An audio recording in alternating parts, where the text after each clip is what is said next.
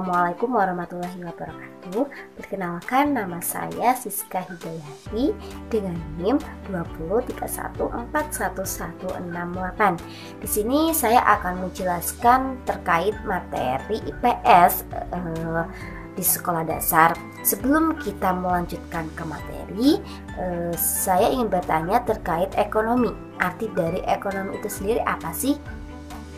Ya, ekonomi merupakan pemanfaatan uang, waktu, tenaga, dan sebagainya yang berharga.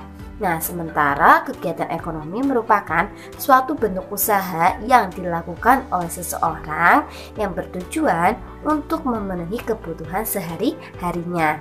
Kegiatan ekonomi berkaitan erat dengan kehidupan sehari-hari manusia.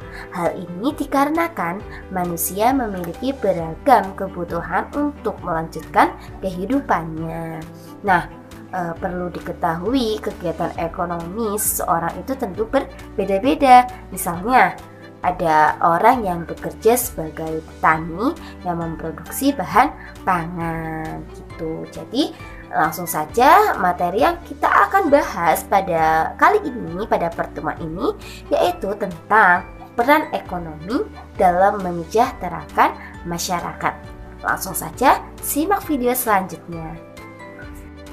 Baik, sebagai seorang pelajar, kamu pasti memiliki berbagai macam kebutuhan seperti bekal makanan, seragam sekolah, alat tulis, dan tempat belajar yang memadai. Semua kebutuhan tersebut dapat dipenuhi karena adanya kegiatan ekonomi. Untuk kegiatan ekonomi ini meliputi kegiatan produksi, distribusi, dan konsumsi. Kita bahas bersama-sama. Yang pertama yaitu produksi. Produksi adalah kegiatan untuk menghasilkan atau menambah nilai guna barang dan jasa. Orang yang melakukan kegiatan produksi disebut dengan produsen. Apa ya contoh produksi? Petani menanam padi adalah contoh produksi karena dapat menghasilkan beras. Nah, penjahit menjahit kain menjadi seragam juga contoh produksi karena menambah nilai guna kain. Petani dan penjahit melakukan produksi untuk mendapatkan keuntungan. Nah, distribusi adalah kegiatan menyalurkan barang yang dibuat oleh produsen kepada konsumen. Orang yang melakukan kegiatan distribusi disebut dengan distributor. Contoh kegiatan distribusi adalah pedagang yang menjual beras di pasar. Nah, konsumsi adalah kegiatan untuk mengurangi atau menghabiskan nilai guna barang atau jasa untuk memenuhi kebutuhannya. Orang yang melakukan kegiatan konsumsi disebut dengan konsumen. Contoh kegiatan konsumsi adalah kamu makan nasi goreng yang dibuat dari beras yang dibeli ibu di pasar. Nah, semua kegiatan ekonomi saling berkaitan satu sama lainnya. Produksi menghasilkan barang. Nah, barang tersebut kemudian didistribusikan atau disalurkan ke konsumen. Konsumen akan membeli dan menggunakan barang tersebut untuk memenuhi kebutuhannya. Sedangkan produsen dan distributor akan mendapatkan keuntungan. Setelah itu, produsen akan kembali melakukan kegiatan produksi. Begitu seterusnya. Lalu, apakah semua kegiatan ekonomi tersebut saling mempengaruhi? Tentunya iya. Apabila salah satunya terhambat, maka kegiatan ekonomi lainnya juga akan terganggu. Contohnya, jika petani gagal panen karena serangan hama, maka tidak ada beras yang dihasilkan. Akibatnya masyarakat tidak bisa makan nasi. Contoh lainnya, jika distribusi beras terhambat karena banjir, maka pedagang beras merugi dan masyarakat kesulitan mendapatkan beras. Indonesia memiliki kondisi geografis yang beragam dan sumber daya alam yang melimpah. Karena itu ada beberapa bidang usaha ekonomi yang dapat dilakukan oleh masyarakat untuk memenuhi kebutuhan hidupnya. Nah, bidang pertanian yaitu usaha mengelola lahan untuk tanaman pangan. Hasilnya berupa beras dan jagung. Kedua, ada bidang perkebunan, yaitu usaha mengelola lahan untuk komoditas tertentu. Contohnya perkebunan sawit dan kopi. Ketiga, ketiga ada bidang kehutanan, yaitu usaha mengelola hutan untuk menghasilkan bahan baku kayu dan rotan. Kayu tersebut nantinya dapat diolah menjadi kertas, perabotan, dan bahan bangunan. Yang keempat ada bidang peternakan, yaitu usaha budidaya hewan seperti sapi, kambing, dan unggas. Hasilnya berupa daging, telur, dan susu. Kelima ada bidang perikanan, yaitu usaha menangkapan atau budidaya hewan yang hidup di air, baik air tawar maupun air asin. Hasilnya berupa ikan lele, kakap, atau udang. Nah, keenam ada bidang industri, yaitu usaha mengolah bahan mentah menjadi barang setengah jadi atau barang jadi. Contohnya industri kain dan industri makanan ringan.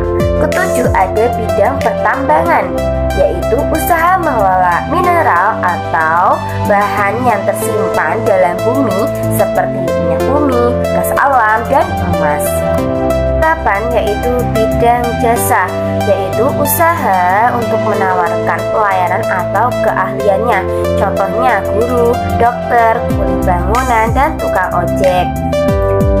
Selain itu ada juga jenis usaha berdasarkan cara pengelolaannya, yaitu usaha perorangan dan usaha kelompok. Apa perbedaan dari kedua usaha ya? Usaha perorangan yaitu usaha yang dibangun oleh satu orang. Contohnya usaha warung bakso dan usaha cukur rambut. Nah, kelebihan usaha perorangan adalah keuntungannya dapat dinikmati sendiri. Tapi modal dan kemampuannya terbatas. Nah, selanjutnya yaitu usaha kelompok, yaitu usaha yang dibangun oleh beberapa kelompok. Dalam usaha kelompok ini terdapat beberapa kelebihan dan kekurangan. Yang pertama, kita bahas terlebih dahulu kelebihan dari usaha kelompok. Yang pertama, modal dan risiko ditanggung bersama. Yang kedua, banyaknya ide. Yang ketiga, saling melengkapi kekurangan. Yang keempat, pembagian tugas lebih mudah. Dan yang terakhir, dapat mengumpulkan modal yang lebih besar. Nah, untuk kekurangan dalam usaha kelompok, yang pertama yaitu pembagian laba yang tidak merata. Terus terjadinya konflik dengan rekan. Terus yang ketiga, kekurangan usaha yang dikelola secara berkelompok memiliki keterbatasan otoritas. Dan yang terakhir, tidak bisa memaksakan sistem pengelolaan uang. Usaha kelompok ternyata banyak macamnya. Contohnya firma, CV, perseroan terbatas, BUMN, dan koperasi. Nah, untuk usaha kelompok yang pertama yaitu firma. Firma adalah usaha kelompok dengan tanggung jawab bersama. Biasanya firma didirikan oleh orang yang saling mengenal atau ada hubungan kekerabatan. Nah, untuk contohnya yaitu firma hukum. Selanjutnya yaitu CV. CV adalah usaha sekelompok yang terdiri dari sekutu aktif yang menjalankan usaha